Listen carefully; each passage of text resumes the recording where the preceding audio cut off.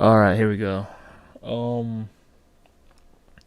All right, what's up, everyone? What's up, everyone? This is Dante Takashi. This is like it's like a YouTube live stream video. So it's like a more of an archive video more than anything because I hate fucking doing. Sometimes I hate fucking doing well, I don't hate it. It's more of that trying to do recording videos. I will do it. I just don't have the free time to do it, and there's too many distractions right now. So I want to do this right now. When later on my free time, I'll start doing some recording videos. But live streams is more my strong hold at the moment. But yeah, I will create content videos real soon for video games. But I want to do this live stream reaction towards this very interesting YouTube channel called Film Courage, because I do agree with Film Courage with the things they are when they interviewing these directors, right? The things they're saying is actually I 100% agree upon what they're saying and support what they're saying, because this also relates towards video games, and also it's gonna also make to a point why I've been saying many times why I think Sony is going to fail in the near future if they keep going this direction about how they run PlayStation. Like, people keep saying about how great Sony does with their video games. In my opinion, I don't think Sony is doing a good job with their video games. And some people might have saying like, you're just judging because you're nothing but a Xbox lover. Um, Honestly, in truth, I'm not an Xbox fanboy either. Even Xbox, I had a problem with Xbox One when it came out. I never liked it either when Xbox One came out. I also was not a fan. Also, how Xbox was moving towards shitty games, because the thing is that I need to tell people this, okay? The things that Xbox is going toward, no, not Xbox. The thing towards that what Sony is going towards is the same thing Xbox went towards around the late 360 era and also towards the Xbox One era. So Xbox made like the biggest mistakes ever during the Xbox One era century, when they was making their games and also releasing out the first Xbox One was a complete fucking trash. When they released out Xbox One X and Xbox One S, it was doing really good before the Series X came out. I do believe though Xbox is doing pretty good. I'm not saying doing great. They're doing pretty good right now when it comes to titles. But even though I still believe that Xbox has a lot to learn from their mistakes and errors from the late 360 era to the Xbox One era, because Microsoft has not even released out any good exclusive titles at all. But even so, but even though, the only reason why I will praise Xbox though, Xbox is embracing diversity choices. That's the one thing I praise about, and I don't mean woke culture diversity. I mean about diversity of choices towards games to be in their platform. Which I mean by that, I mean they're accepting different genres and also different games to be in the platform. For example, like this, right? Imagine playing League of Legends on the Xbox. Imagine playing like imagine playing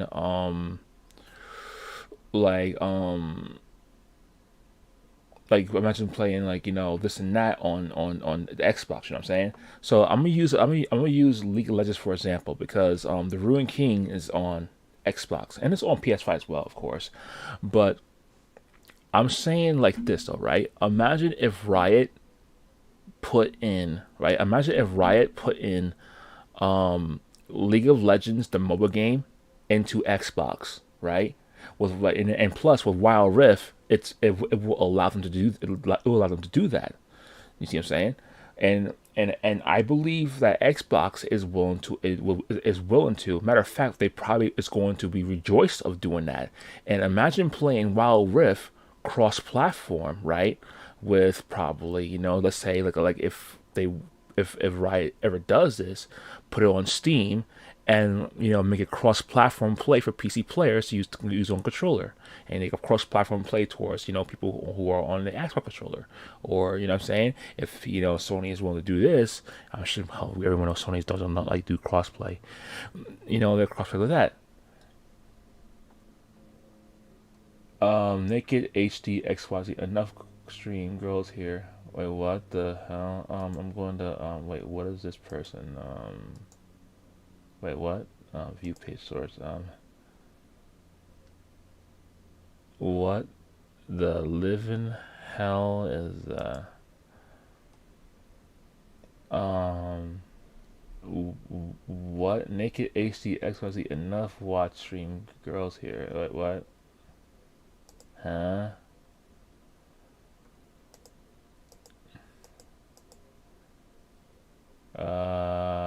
Interesting. Refresh. I don't want to see that. Naked. What the hell? That's a very odd post.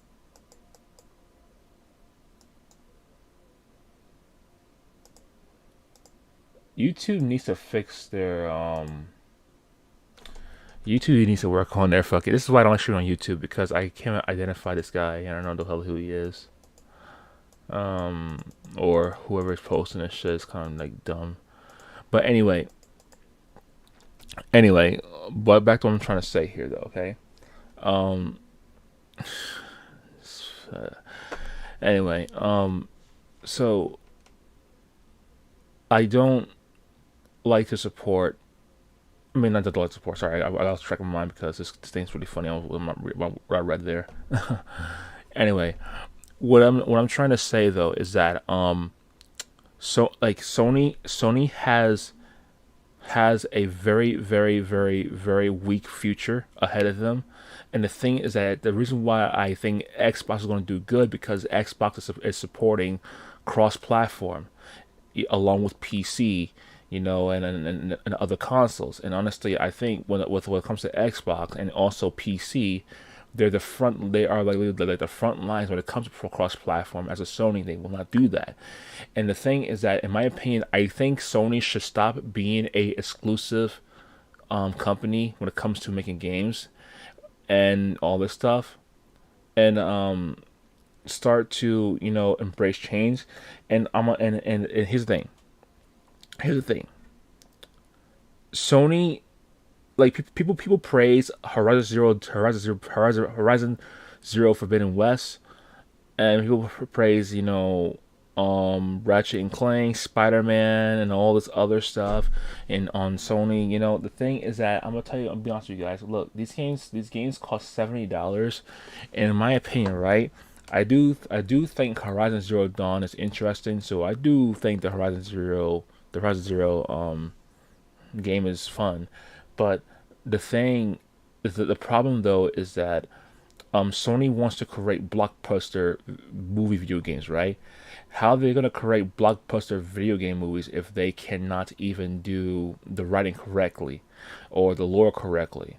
You see, that's another thing too. Also, Spider-Man Miles Morales, I'm sure it was a good game too, but I didn't play it myself. But from what I'm seeing through Sony though, right? Sony is not having games that appeal to me to convince me to buy a PlayStation again. Now I'm gonna be honest, guys. I used to own a PlayStation console. I used to have a PS1, a PS2.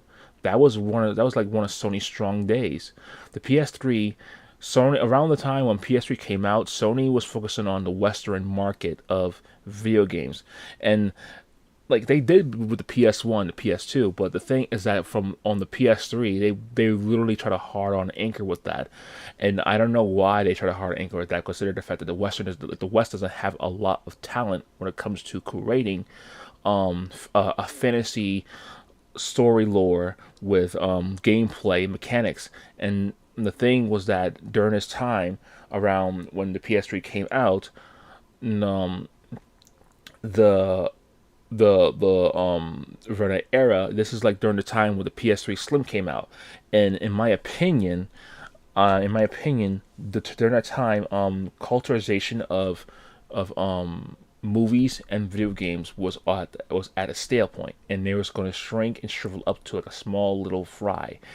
And from that point on, when the PS4 existed, yeah. But anyway, let's watch this video real quick, guys. Sorry about this. Sorry for going on a rant. It's just like I'll explain this like during the middle of the video. Is that most movies being written today, movies and television, are written by a generation that is influenced by other movies. Now I want to request right here, right? Here's again. Here's again. This is my favorite part here. By a generation is being written. My concern is that most movies being written today, my concern. Here, I'll share with you. Okay, I'll share with you on screen. Okay. Let me share with you. Oops, didn't mean to do that one. Okay, here we go. Where's that? All right, I'll put a section with you and watch it with me. Okay. If you want to. Okay. Concern is that most movies being written today, movies and television, are written by a generation that is influenced by other movies. Now, this is a very important topic here, and I agree with this. Right here, the title here, it's filled with courage, right? It's writing weaker today than it used to be. In my opinion, yes. Yes, it is. It's very weak. It's actually bad. Actually gone from bad to worse. It's the writing. Yeah, that's already at the point. Is writing weaker today than it used to be? I would say absolutely writing is weaker today. And I've looked at this and I think, and also if you're also a gamer, right, you should also feel for this as well, because lately for a while video games has been affected by the weaker writing era itself as well, because we having reboots and rehashtags of, and also games are being milked to death by poor writing, and also by people who don't know about the IP, and people who just trying to cash the shit out of the fucking IP. So this is also one of my favorite important topics about this, because this is also relate towards video games, and this also explain why we have so much this bullshit live service outcome going on.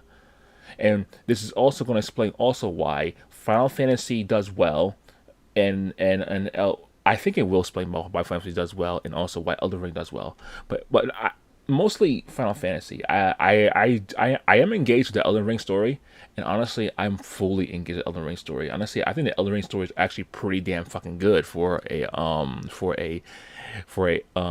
you the character focused storyline. So I'm going to enjoy this.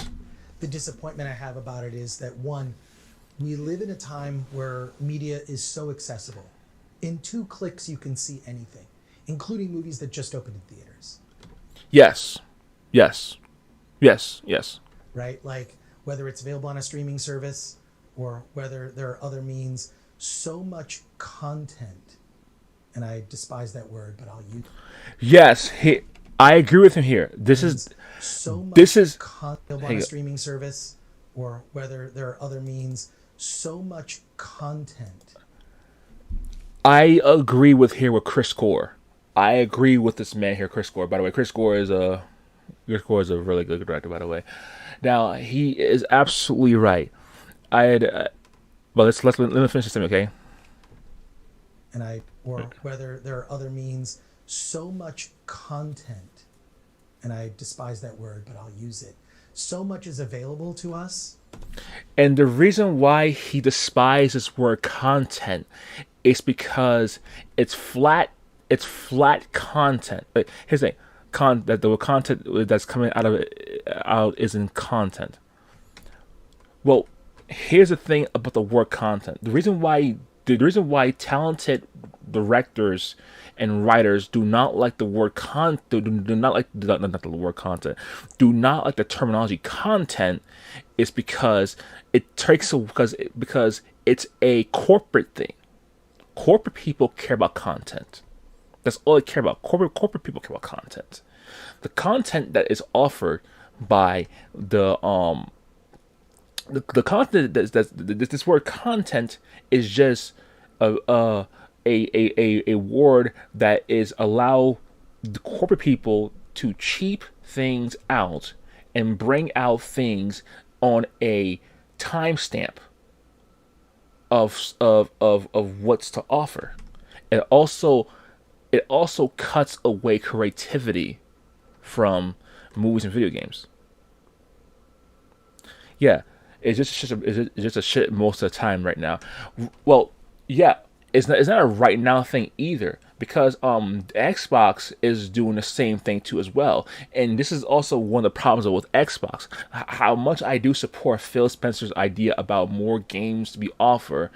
The thing is that also Phil Spencer is this right now. I believe Phil Spencer will do justice for I'm just this sounds very copium, but I believe that Phil Spencer will do justice when it comes to for the future plans for Xbox. But for now, he's just pumping out content on the Game Pass. But when it comes to the Series X, I do believe Phil Spencer and his and also his purchasing of all these companies will allow companies to have more creative freedom to make the games they want to create.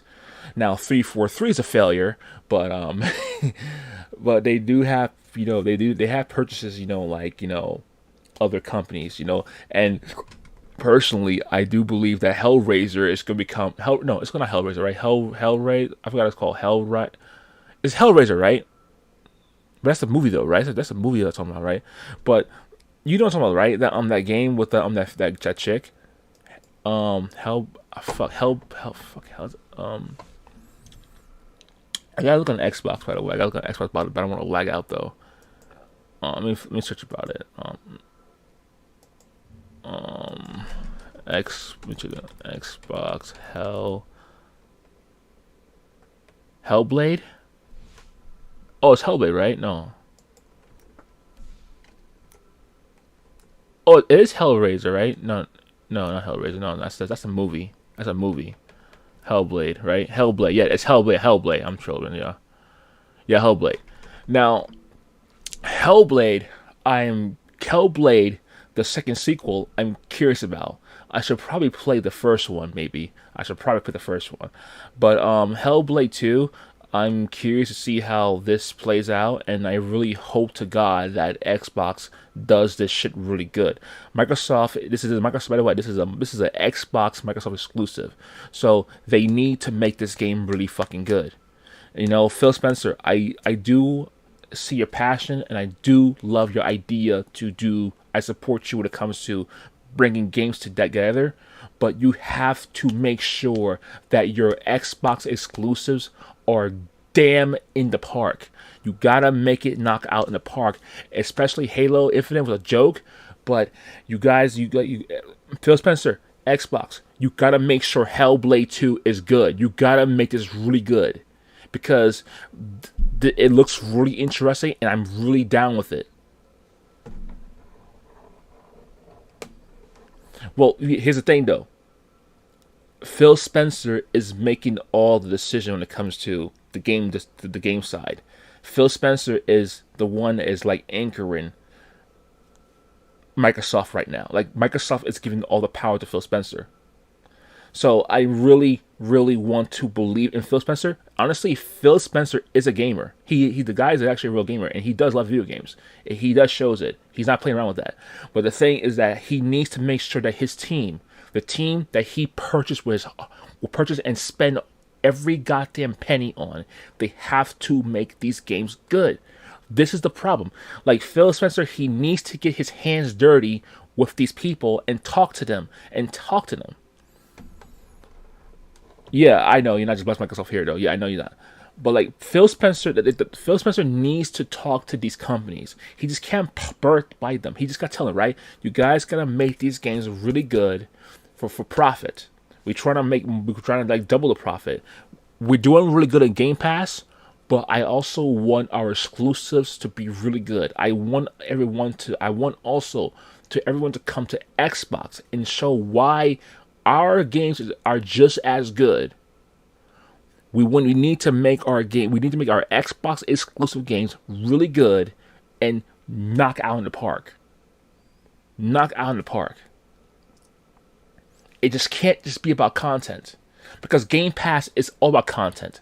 A Game Pass is literally content. There's a flow of content in Game Pass. Well, yeah, this word is very ill because the biggest criminal who does content is two companies, and that is Disney and Activision Blizzard.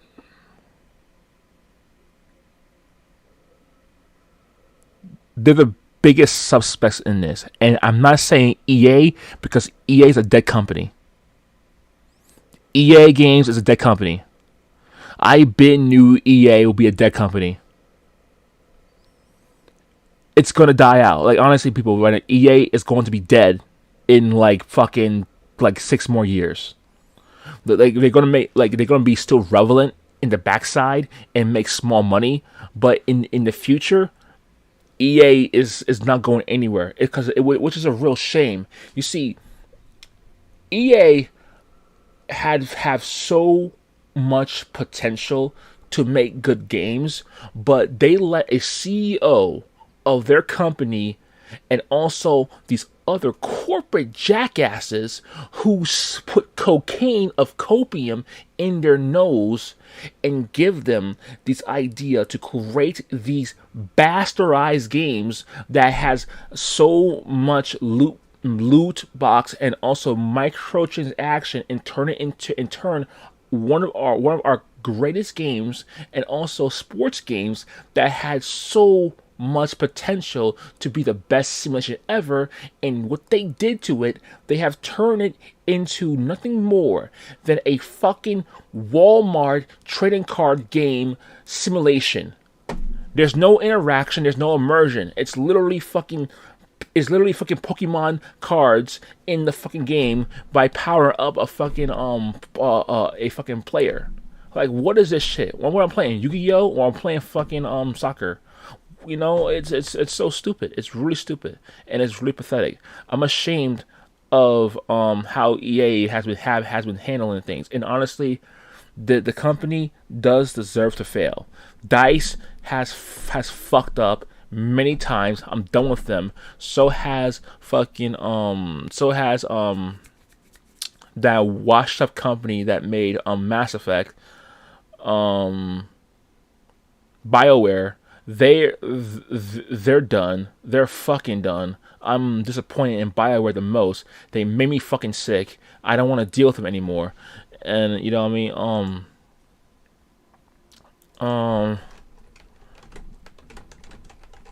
I'm done with them. Like it's pathetic, and I don't like to deal with it. I don't like to deal with it. And also, and the thing is this though, right? Because like they have so much potential, EA. But you know what I mean? Like the potential is this though, right? EA, I like the idea when EA is doing simulation.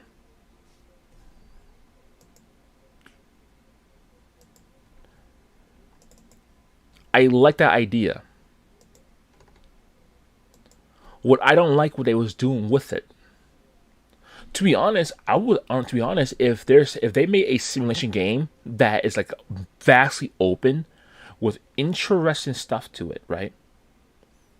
I'm willing to pay $80 for it. No DLC, a full-fledged release out game that took about 4 years, 5 years to be finished, and also with the with full simulation design, everything in it, And the thing is that it's not worth that price. Like they're doing this live service formula with sports games and all these other games, and it's a complete fucking joke. It makes me fucking vomit. It's really pathetic. Yeah. The thing is this though, right? When I'm gonna let this guy finish and talk because this is really important. But anyway, my point is this though, okay? But my point is this: content is a fucking disgusting word, and I do agree.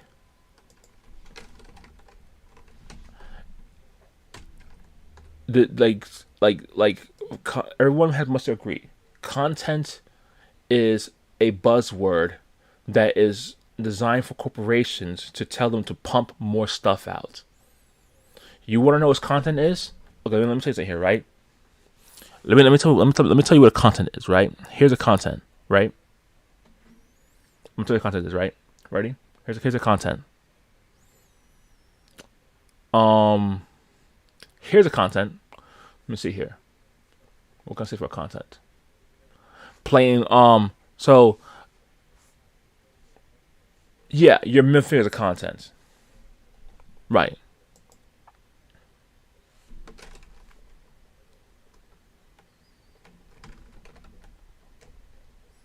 But we writing no good content. Well, so let me explain this right. So I'm gonna say this right. This is where I say that the Asian market is so strong at this. Even China, they pump out content, but their content is fucking decently good or just fucking good, period. And and the reason why they do that because they make sure, right, when it comes to creating your content, is that it's interesting and engaging. Korea does the same thing also. As a matter of fact, Korea has been doing a so good job when it comes to releasing out their fucking content. I've been watching a lot of good movies on Netflix that's from Korea that has been really interesting. A zombie Korean movie that, and you know, here's funny, right? We've been having so much zombie content in the West. It's so baffling bad. Like back in the day, it was good, but now it's just fucking terrible. Now, but like I see a zombie movie from or a zombie TV show from Korea, and it's so fucking good. Okay, and then with and also Squid Game, so fucking good. Like, and you know what I mean? And Japan has been killing it with the anime and the movies. Hell, even live movies that they make, they've been killing it. China hasn't killed it with their kung fu movies and also their action movies as well. There's also movies from other parts of Asia as well. There's some Indian movies that's been really good. I enjoy them, you know. And the thing, and there's some movies has been made from Europe that has been fucking nailing it. Chef Gordon Ramsay, for example, he's also hell.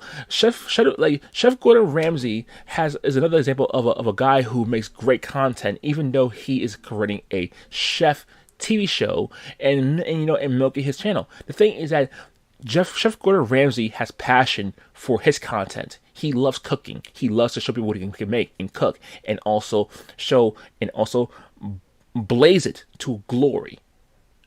That's really good content to watch. You know what I mean? There are hell. I have a friend named Lala. I think her content is more interesting. Hell, I think Lala's content is more. I think my friend Lala is more content is more interesting than fucking what I see in fucking movies. You know what I mean? You know I have another one named I have another content creator named Kitten Plays. That's just a stream name, right? She streams Elden Ring and a Final Fantasy, and she plays other games on her Twitch channel, and it's more engaging to watch that. And guess what? She can't even talk, and it's more fun to watch. And yeah, and she's a mute. You know, it's funny, right? She's a mute. She can't talk, but her content is more interesting to watch. It's actually better than what I see in most movies. It's Pink Kitten. Yeah, because, yeah, a content creator named Pink Kitten. She has a YouTube channel and also a Twitch channel. I support as well. So I'm going to vouch for that as well. And you know, you can watch her shit too as well. And guess what? If you like a playthrough watch of a game, you can watch her shit. And you know what's funny? It's entertaining because you know why? It's content. It's better content. It's better than whatever has been written. Hell, Pink Kitten, she fucking jokes about some of these stuff as well. My friend Amara, my friend, who's also my ex, Jocelyn, she don't stream. She doesn't stream, and her ass is a walking content. This fucking girl from China is more funnier than than female comedians I see in the West. And she don't need to do anything interesting. She's just being herself, and it's just fucking funny because she's fucking clueless. Not being insulting, but that's the thing though. Her content is what she is. That's the thing. My friend, and also her sister, who's my friend named Dolly. She's more interested as a content, and she's more funny to watch than what I ever see on fucking movies and some Twitch streamers as well. You see, my friend Sunshine, she's very good with her content as well. Like Sunshine, she's an accidental joke sometimes when it comes to her content. Like when Sunshine does content, it's kind of funny to watch it as well because and I like watching her getting scared. It's kind of fucking funny and adorable. You know, I have there's a lot of talented people out there that's really good at content. There's a lot of talented females out there who's good at content. Hell, most of my friends, my friend Scott, who I play League of Legends with, he's an ordinary guy in his 30s, you know, a good old fashioned Oklahoma man, Arkansas man who who just drinks beer and shit and just fucking goose off and in video games. Oh shit, here we go. Hi. You son of a bitch, Dante. You know it's true. You know it's true. Robert, what the fuck, man? You are a walking content. You are a walking content. I am not a walking concept. Yes, you are. Even your sisters know it. You are. It's a Hell nah. it's a compliment. It's a compliment. It's a compliment. You're laughing at me, bitch. Hey, I'm not laughing at you. I'm laughing with you.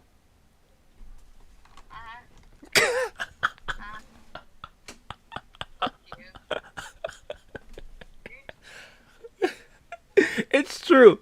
It's true. Yeah, Rip, I'm dead man. Yeah, I'm a dead man. I know you'll do me later. I'm dead man.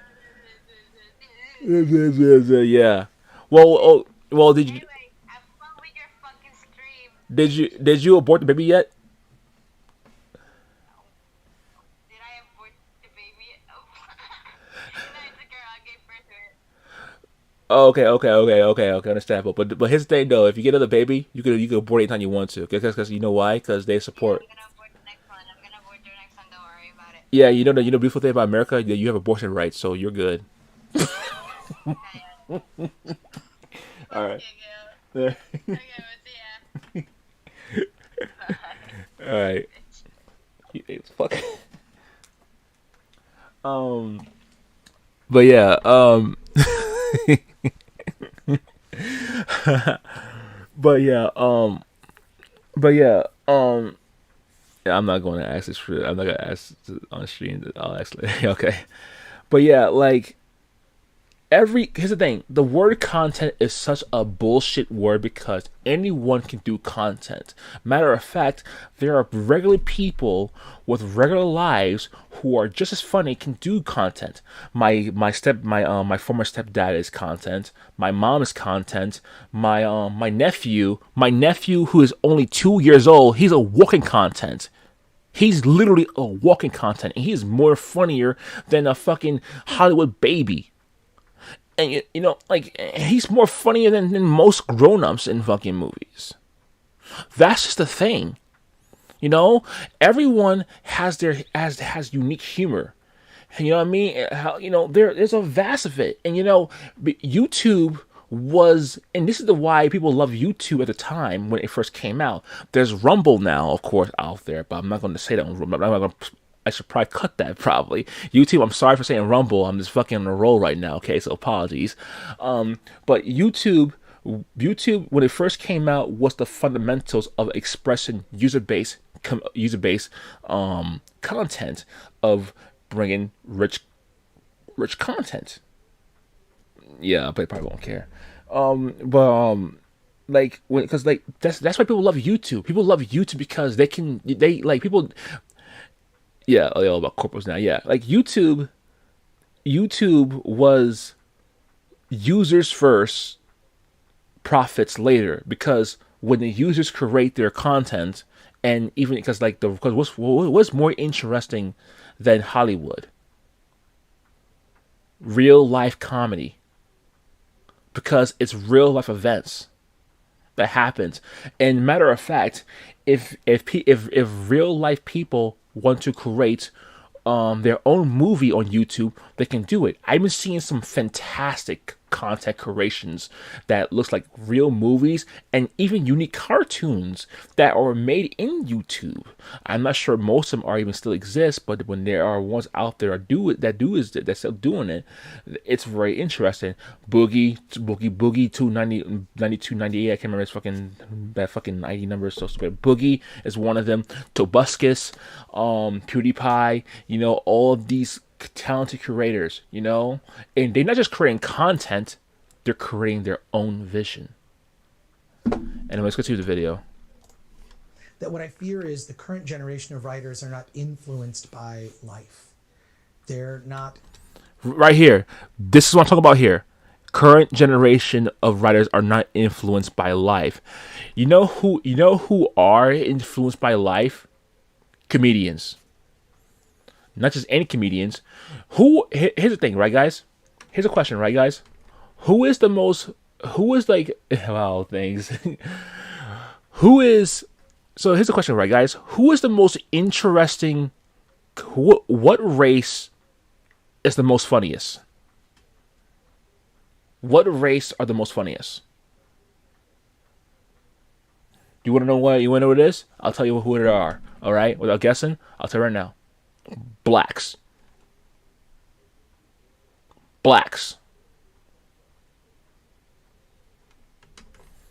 Who are the second? Hispanics. Who are the third? Asians. Who's the fourth? I'm gonna say between Indians and Muslims. Actually no. Yeah. Who's the fifth? British. I'll say British. Because I do love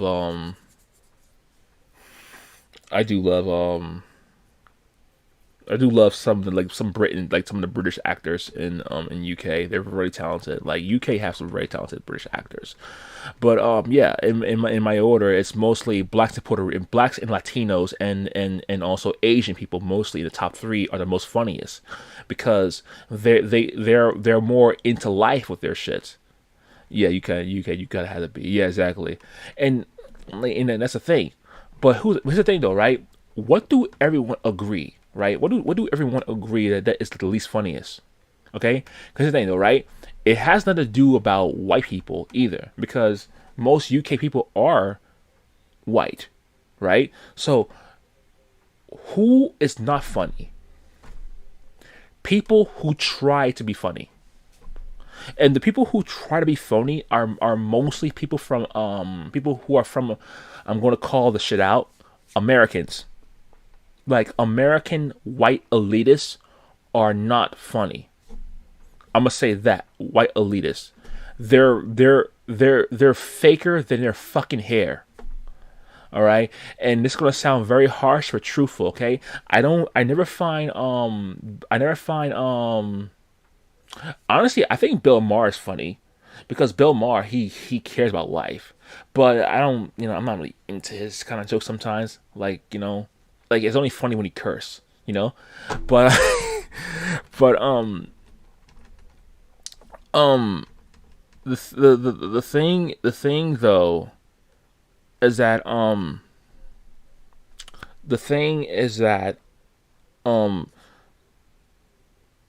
American white elitists, they get involved with comedy because it's content.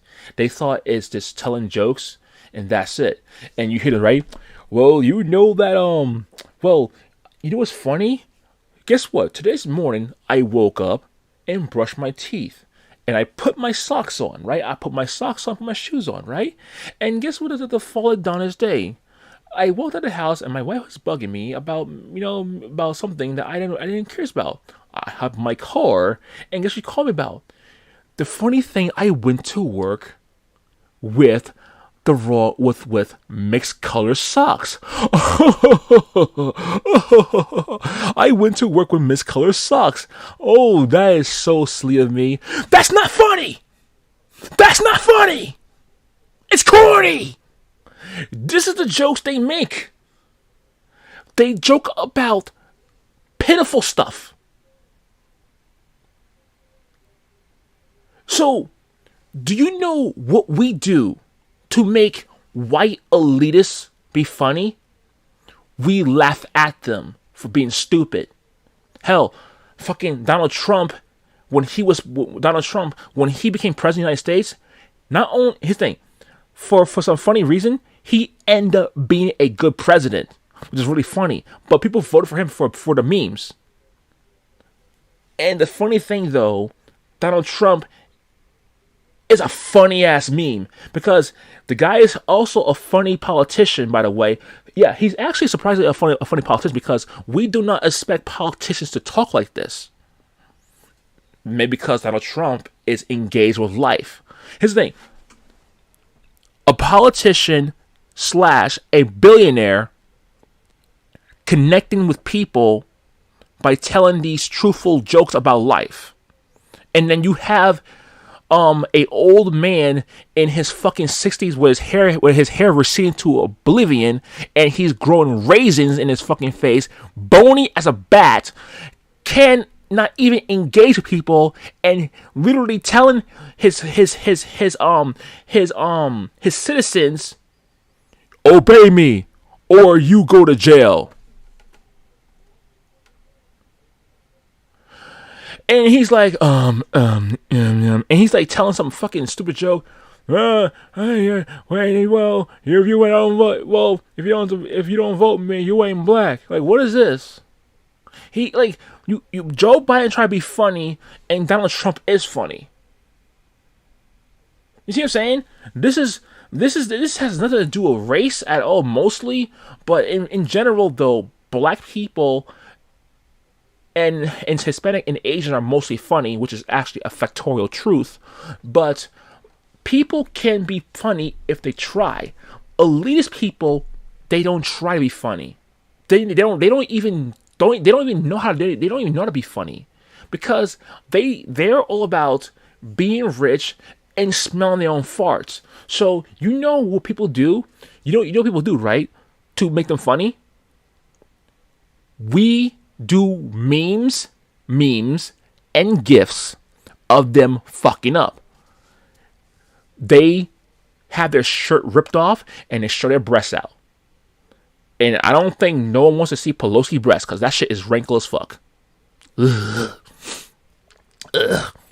Anyway, Joe Biden falling on a fucking plane. That shit's funny. Joe Biden like say, Joe Biden farting at the most important meetings. He's falling asleep at the fucking UN. Like we have to make fun of him because he's fucking corny. He's boring. He's really fucking boring. You know, like no one. His thing. No one does not want to engage with a president who is fucking dull. So, you know, he should be lucky enough that we try to make him interesting, because like the only thing that's interesting about him is him fucking up. And he does it a lot. But yeah, elitist people and elitist people, like American elitists are not funny. They're not. They're really not. They're dry. They're bland. They're more blander than fucking macaroni. Like, I love macaroni and cheese, but American elitist comedians are like cold macaroni that you left in the fridge and you didn't heat it up. They're stale and cold. They're very stale and cold.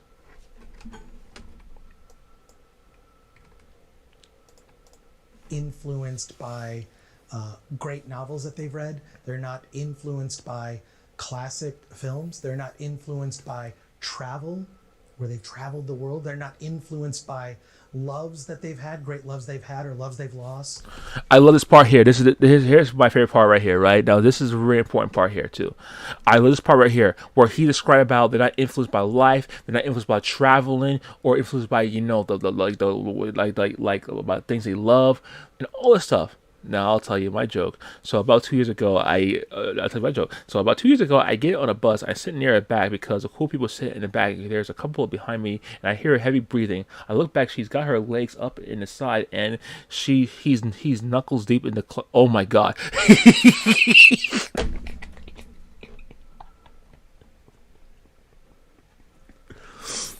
By the way, guys, my friend Katie's a mute. She's a mute, and she could tell jokes like this.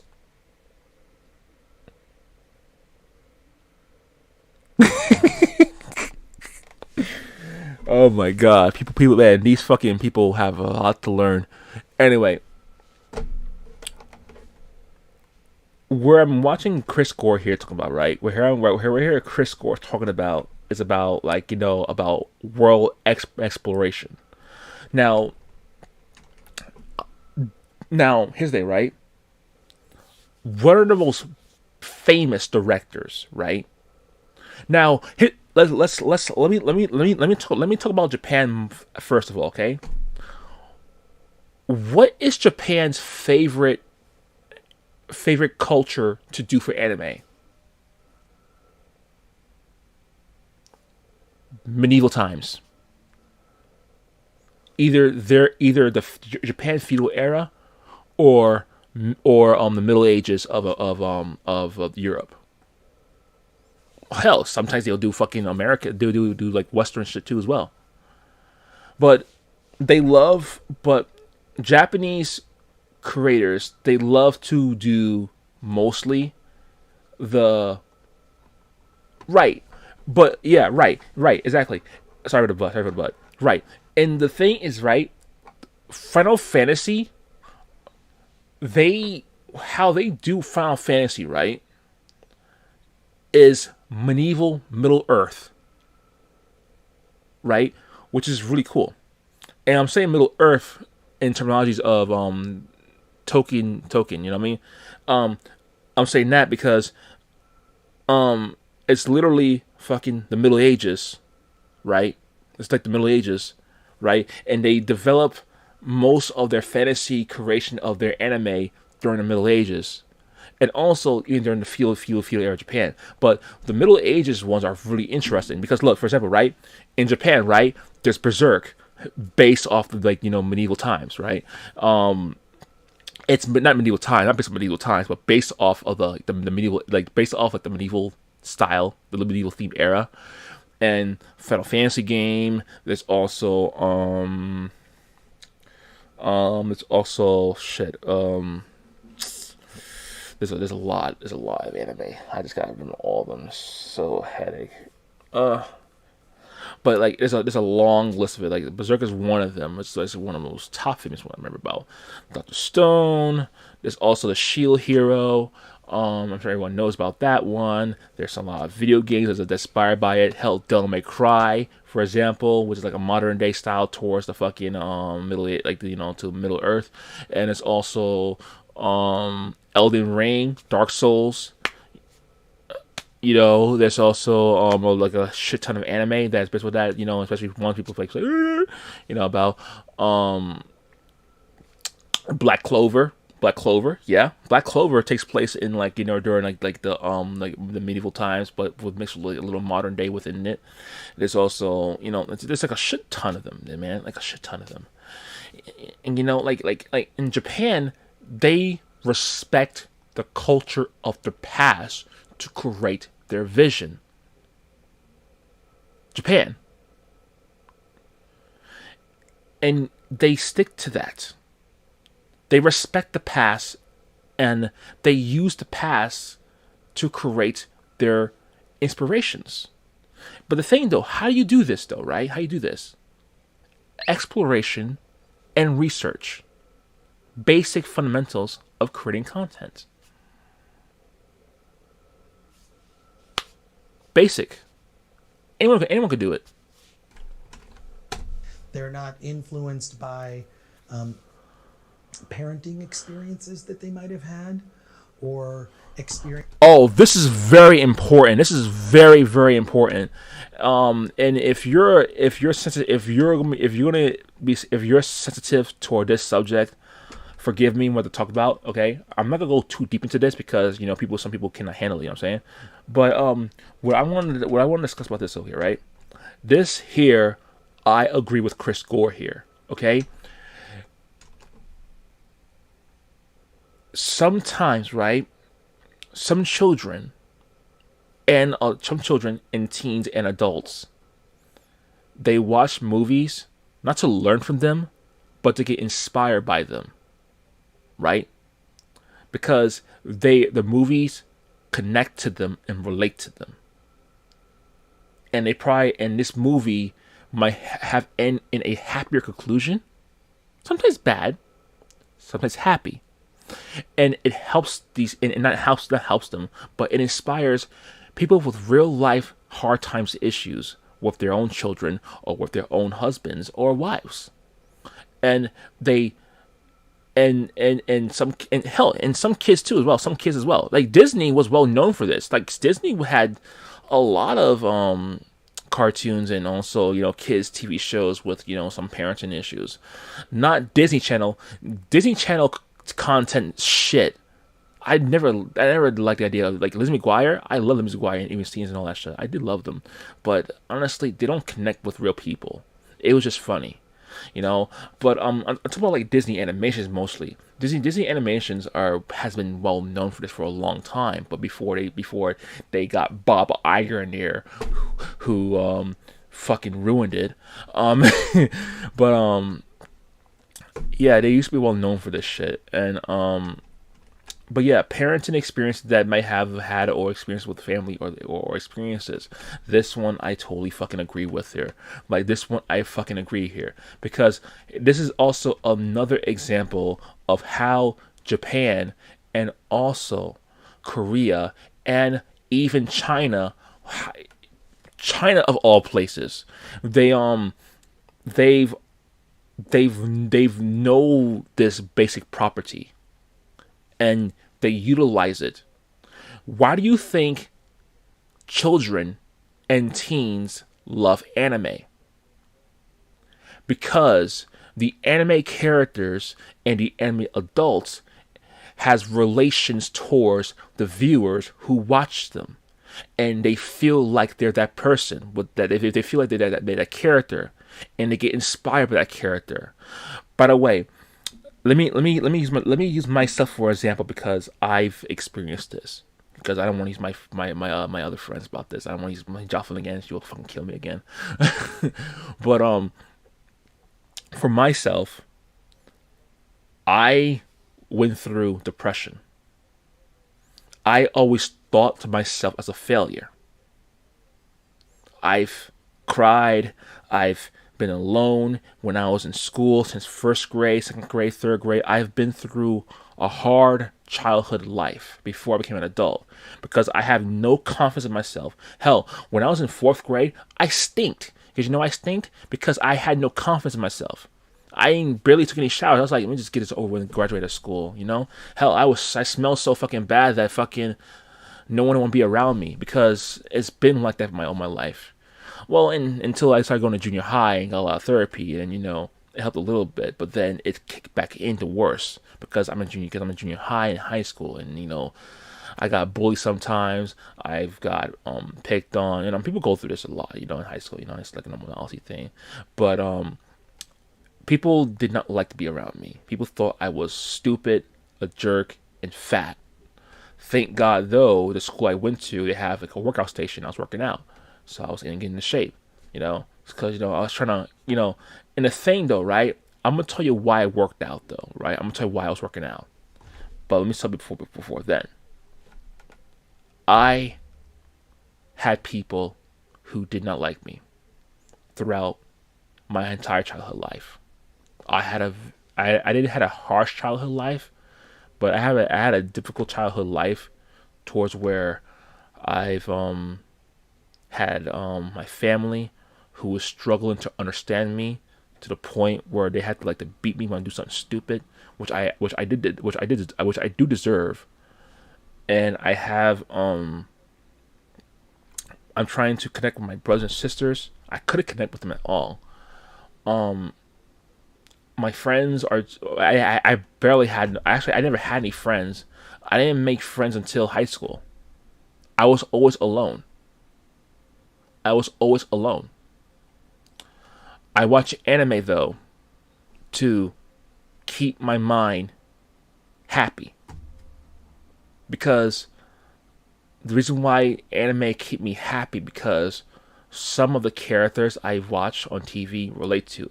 Well, not entirely though, because like it was actually fun to watch. You know, I was getting into anime, and over here in America, um, Cartoon Network was producing Japanese stuff over here mostly.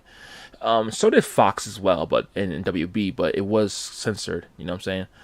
So was Cartoon Network stuff as well. They were censored as well, but the one anime, no, the two animes that got me through high school was Inuyasha and Naruto.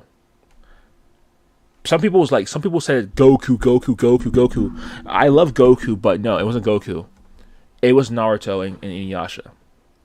And the reason why I'm saying Naruto and Inuyasha, because Naruto and Inuyasha has struggled the things that I went through in high school. I was different. I had a very severe disability.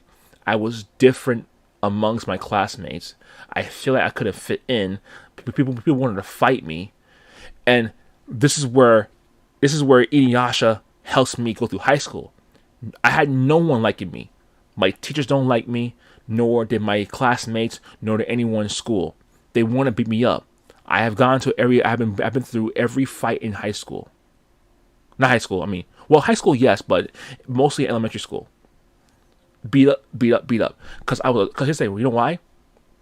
He's saying, Inuyasha was a half demon, right? He couldn't fit in towards humans nor demons because demons think he's a half breed. Now, for me, right? I had a disability, and I'm tall, and I'm big. I'm a big target, and I don't want to hurt anybody. I hurt somebody when I'm fourth grade. I feel bad. The whole school hates me. They want to beat me up. I got jumped by 5, 6 people. I got bleed up. Yep, bled up pretty badly. Some teachers thought I was an adult. I got touched. Yes, I did. It happens, you know. Like these things, like these effects have affected me. And Naruto and Inuyasha, I relate to them because they've been through harsh growth through their life. And when I see Naruto succeeding, getting friends, gaining friends, getting stronger and stronger and stronger, no matter how many times people said that he can't do it, he can't do it, he can't do it, he still went to do it. He don't care if he will fail, he will die trying.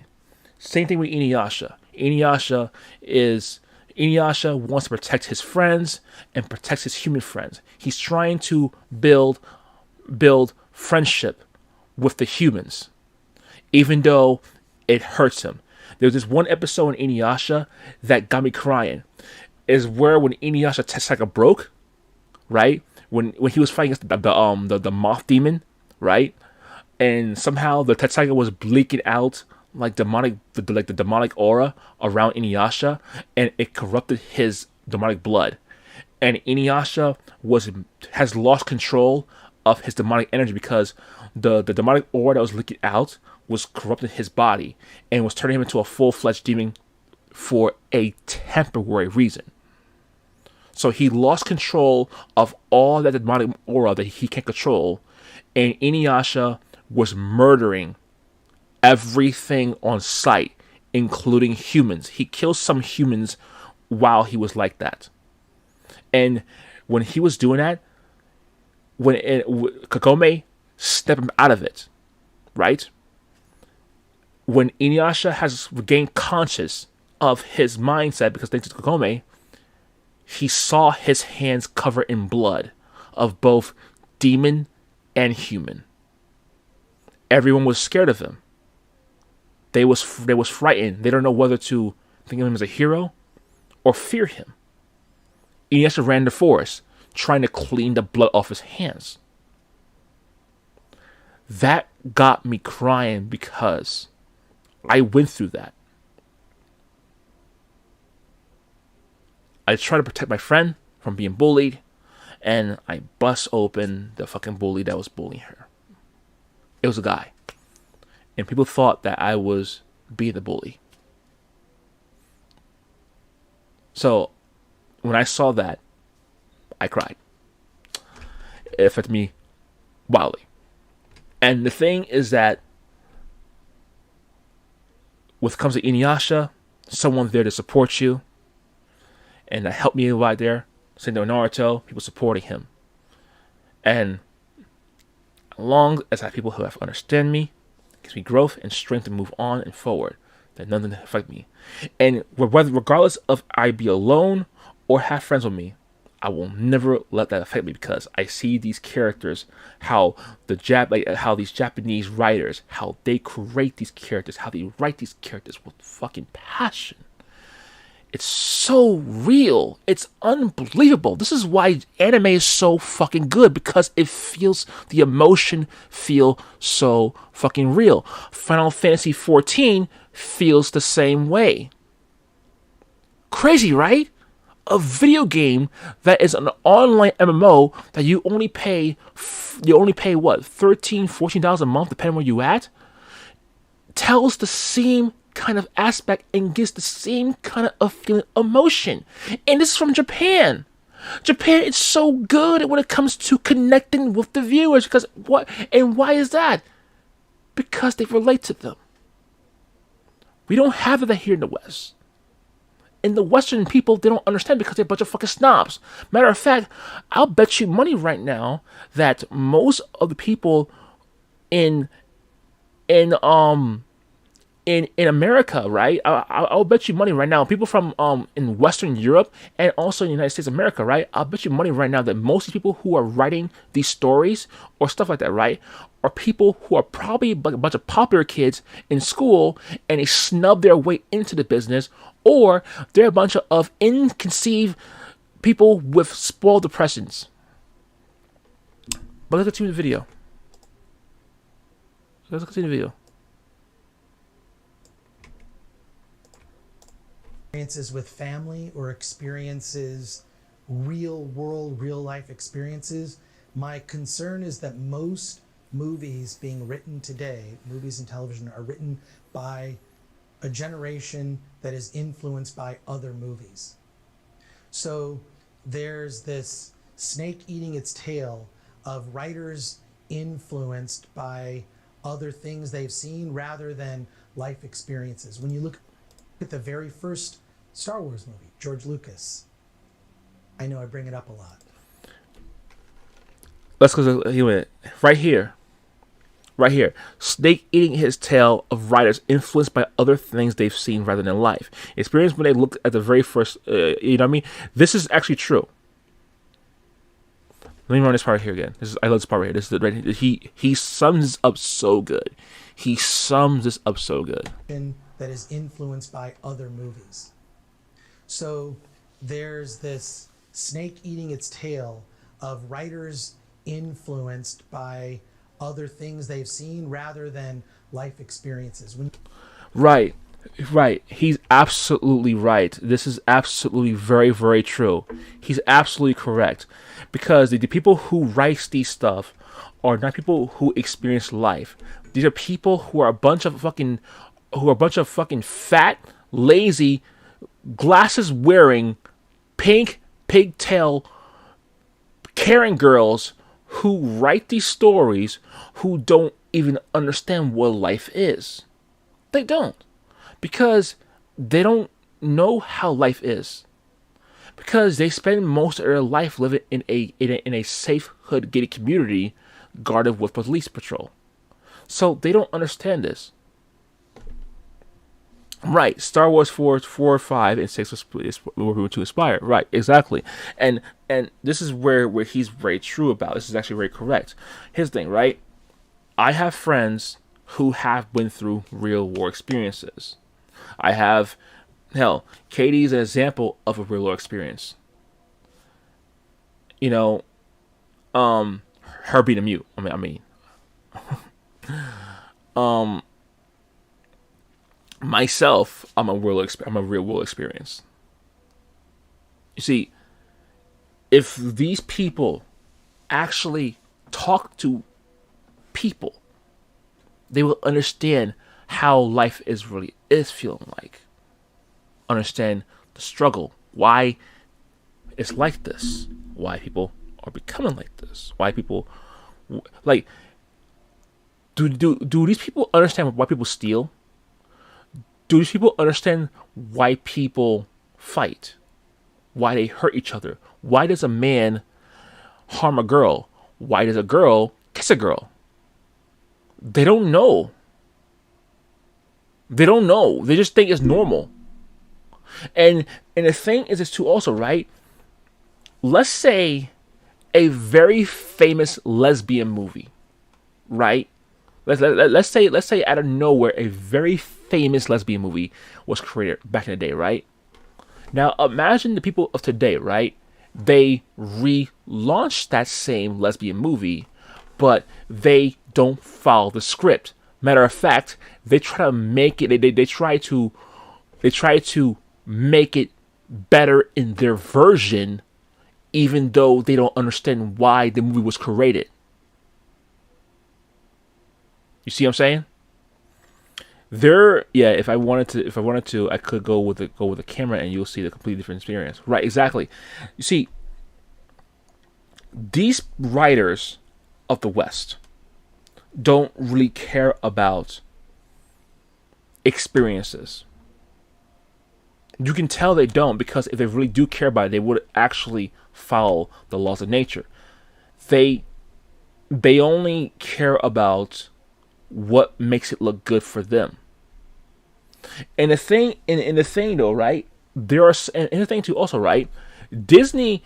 Now this is not just a Bob Iger problem, right? Now Bob Chapek is in charge of Disney right now. That is very true. Honestly, with him, right? If a very talented director knows how to write and create a good Disney movie, I bet you, if Bob Chapek sees the results of an inspiration movie, he would like, this is really good. This is good content, because the audience will love it. You know what I mean? If it does not make the watchers cry, the audience cry, if it does not make the audience feel something, or does not make them laugh or feel anxious, it's not doing its job. Human beings are not robots that throws away money. Human beings are not cows that will look at the damn sky when it's raining or when it's where it's lightning. You know, I don't know what cows do, but I'm making a point where like human beings are not animals. We have intelligence. We can tell if a movie is bad or a movie is good. So these corporations and these directors need to fucking make a good fucking movie, and a really convincing one, because they think that human beings are so stupid and that we're supposed to turn off our brains and just accept it. No, you want to know why Brie Larson has not gotten a movie gig yet? Because she sucks. Brie Larson sucks. She's not a good actor. She's a dog shit actor. She had a role in Captain Marvel as Carol Danvers, and she fucking ruined it. She's not funny. She's not interesting. She can't do anything right. Like, literally, here's the thing. Captain Marvel looked like a B-list movie that was made by a A-list TV show. That's bad.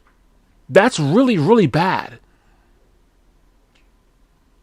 I don't know why Disney even hired her. I'm not trying to throw shade at Brie Larson. It's just that Brie Larson, as an actor, she needs to understand human beings. Brie Larson is the one of the first steps of what not to do. You don't do what she does. You don't be tone deaf from your audience. You don't be tone deaf of reality. You don't be tone deaf of emotion. She lacked all of it. She lacked emotion. She lacked ambition. She lacked the ability to even do, like, the ability to even to engage, to understand life, to understand suffering. She does not understand none of that, because it's literally a quick paycheck for her for content. That's what it is, and she lacks every aspect of it. This is why Captain Marvel was a bust, and why Brie Larson is shit. She's shit in real life. She's shit in fucking in movies. And for my advice for Brie Larson, understand people, real people, not Twitter. Twitter is not real people. Twitter is not real people. It's the internet, full of trolls and morons who create fucking monkeys for pictures. They're not real people. Why are you interacting on the internet with people who are just like you, who are rich and famous, or better yet, just rich in general, or people who are nothing but lazy bastards who live under their fucking mom or dad with a lot of money? Why are you trying to relate to these people? They don't know human beings. They don't. They really don't. They just want to be part of your movie and get paid for about $2,000. Just be the hobo. Have you even been to New York City? Matter of fact, here's a better question, right? Yeah, here's a better question. Yeah. Let me tell you how bad it is. Let me tell you how bad it is about people who are homeless, right?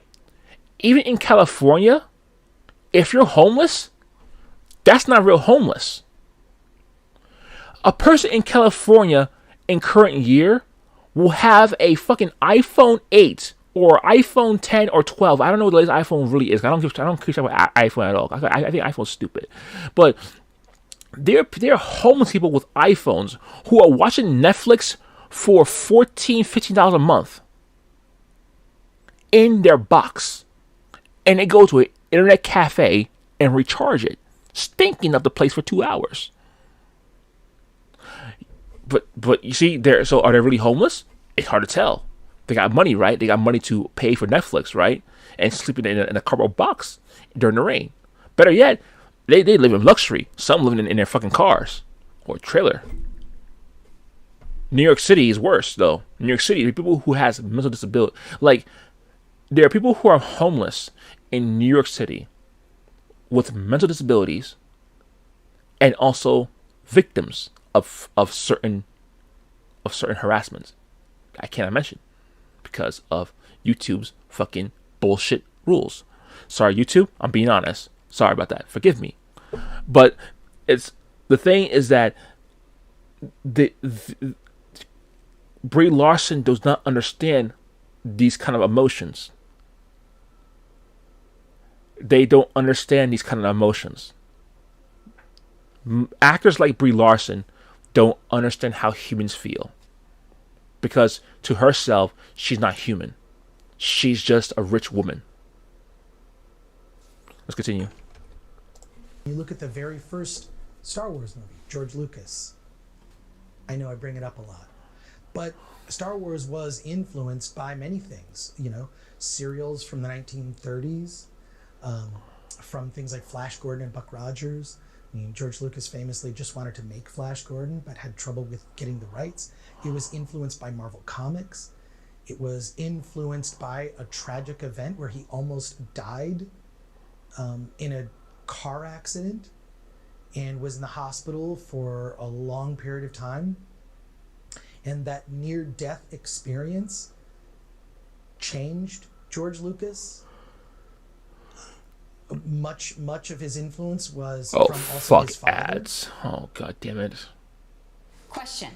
Would you build a website for a major brand with more than 200 million users using Wix? Fuck yourself. Well, we did. In his life, who was a successful business person who he looked up to. A lot of his experience was growing up in Modesto. people, the obsession over car culture and hot rod. Oh my god, car culture. Don't get me started with car culture. Oh fucking hell, dudes. Car culture over here in America, they love cars. I know hell, you know what two countries love to flex cars in? America and the Middle East. In Saudi Arabia, they love cars. They always have a car show, and they buy like a car that's worth a $250,000 and flex it. There's some cars that cost over $4 million, and they buy it just to flex it. Hell, there are people who spend a lot of money for like an old style car, and they fix it up, and they spend like over like $300,000 building it. Jesus fucking Christ, it was so crazy back in the day. They still do it now to this day, but it's not interesting as much anymore. But back in the day, they loved it. You see that in the character of Han Solo. It's kind of a guy who's into hot rods. The Millennium Falcon is a hot rod. But so much of the influences that George had, both from life and so much classic literature and storytelling, were kind of thrown in a blender. And now you've got every Star Wars movie is just influenced by the last Star Wars movie. Yes. Yes, it is. Yes. Yes. Yes. Yes. Yes. Yes. Yes. Yes. Yes. Yes. Yes. Yes. Yes. Yes. He hit the mark. Yes. Influence. Call of Duty. World of Warcraft. Fortnite. Yeah. Yep. He hit the mark. He hit the mark. Let's continue. Oh, I'll get to Fortnite real shortly. I'll get to it. Give me a minute. For the last Star Wars TV show, or what they call this horrible term, member berries, which is we're going to sort of throw out these member berries. Remember that? I love this analogy here. You can tell this guy's a director because he used these terminologies right here. These people who have these papers saying in their resume that, oh, I'm a director and I directed this kind of movies. Okay. All right. Hey guys, you want to know who is the most mediocre director in America? You want to know who it is? Ready, Katie? Ready? J.J. Abrams.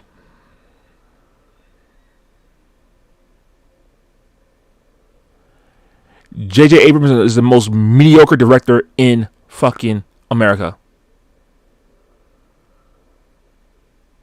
He is ass. Very ass. He is so ass you can smell it. Let's continue. Remember that character? Remember this character? Remember that? And what it does is it completely takes the mystery. Half of the fun of some of these characters from the world of Star Wars is the fact that we didn't know anything about them, that we could use our imagination.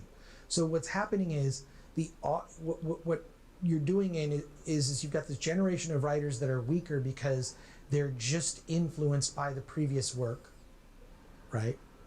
And then secondarily, you're dumbing down the audience and making them lazier because... Oh, I love this. Wait, this is very important here. Oh my god, I love Chris Gore. He is hitting on the mark. Be right back. Hello? Hello?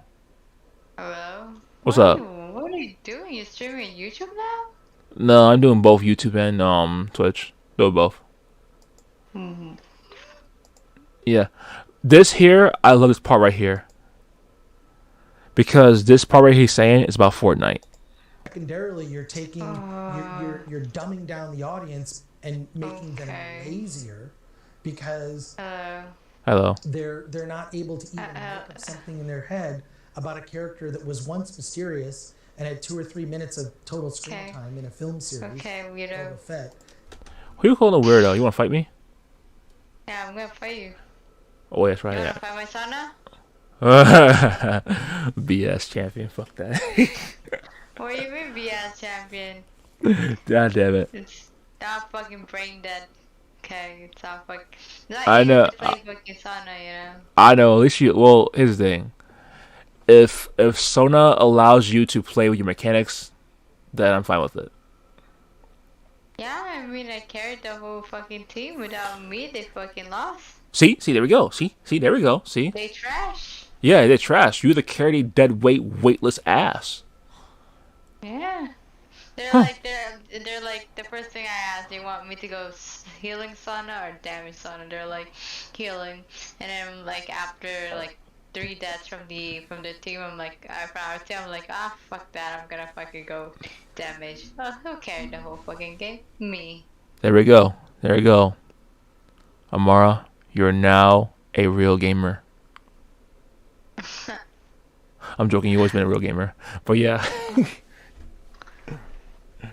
You see, that's the first step to do in League of Legends is to know if your team is trash and you need to fucking carry their fucking crappy ass to fucking to the finish line with your big butt, not real life butt, Whoa. not your real life butt, Sona's butt.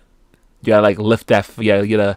They gotta be in your caboose because they can't fucking. You horny now? What the fuck, man? I This wasn't. kid's. Wait, what? What? What? Oh, What? like how horny? Yeah, I don't get it too. Same. I didn't. I mean, like, I didn't say like jiggling within that lowdown. I forgot I'm streaming. Wait, oh, we will talk about that one later. Anyway, anyway, What the fuck? Do you want to play one game? yeah, I'll play one game. I'll play one game. Okay, well, let's go play one game. All right, let me wrap this up real quick here for this here. Well, I got one more say, and I'll start streaming League of Legends. So guys, basically, I want to say this still here, right, guys? Let me. I'm gonna finish this video later on because this is actually really fun to talk about.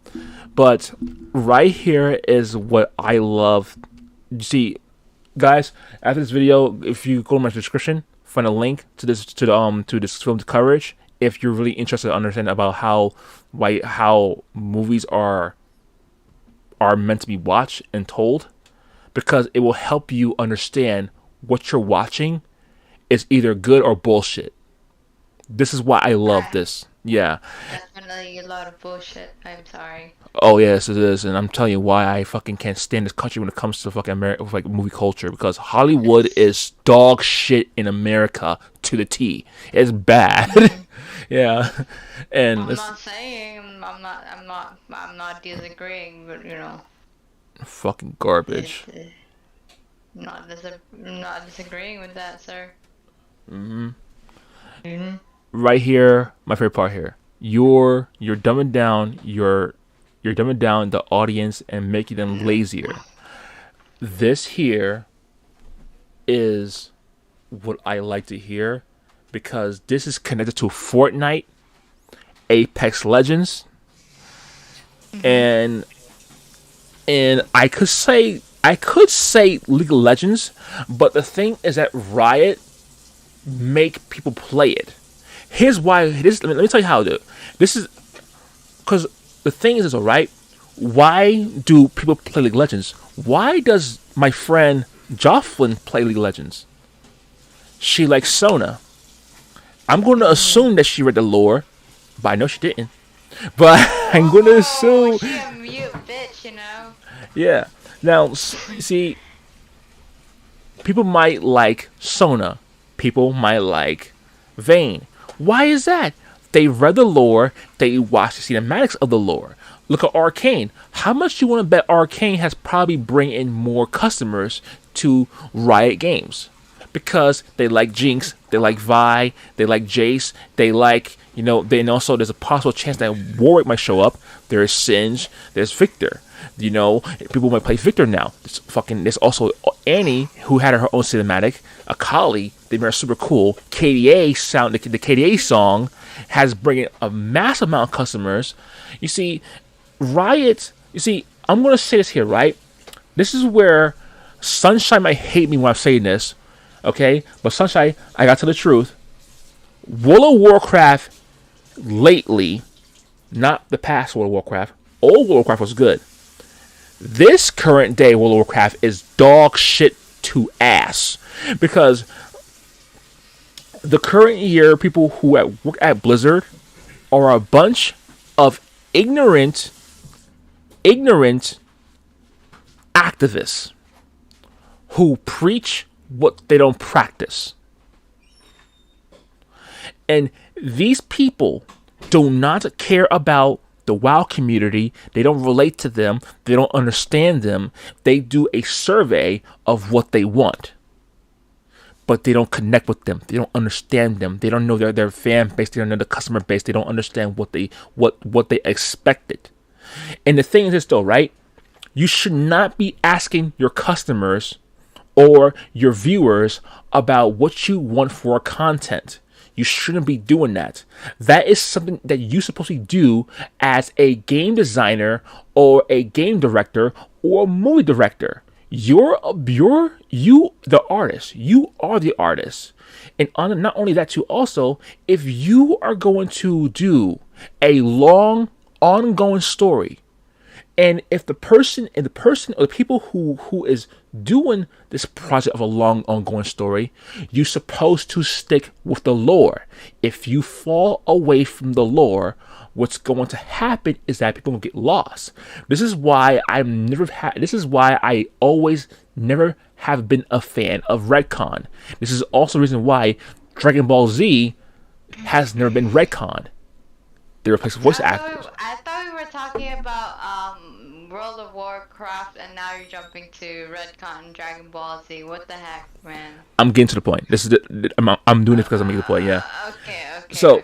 So my point is this: is that Blizzard is so bad at telling stories now. It's funny because every time they bring out a crappy story, I laugh till I cough up blood. But when it comes to League of Legends, with their awesome story, cringy fucking game is thing. Their rank solo queue is shit, but their storytelling is so good. This is why I love playing it. Hell, their skin lines have story. Like skin lines that is off the record from the main lore have their own stories, and they're so fucking good. The Star Guardian storyline is so good. How they do this? They're being creative. Creativity.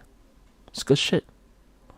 Anyway, I'm going to stop right here. I'm gonna finish this later on, probably maybe later on today or tomorrow. I don't know, because this is a good topic. But guys, if you if you see this video, right, or this small little stream here, right, click the link and watch Film Courage, and don't just watch this channel because of movies or TV shows. If you are a fan of storytelling in video games or just base video game content in general, this is really good to watch and gives you a vast aspect to what to expect from your games. Definitely. And this is also going to explain why Elden Ring is so good, because this channel here has given me an eye-opener about the content of what's offered to us. Because one more quote here. Not one more quote. One more word here. You're spending about $20 to $60, depending on the service.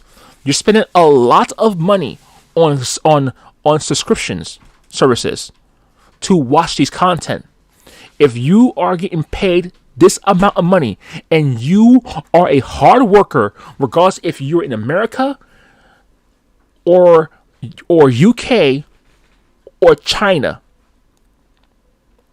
you are a low-class citizen paying a lot of money to watch this shit from America or whatever, right?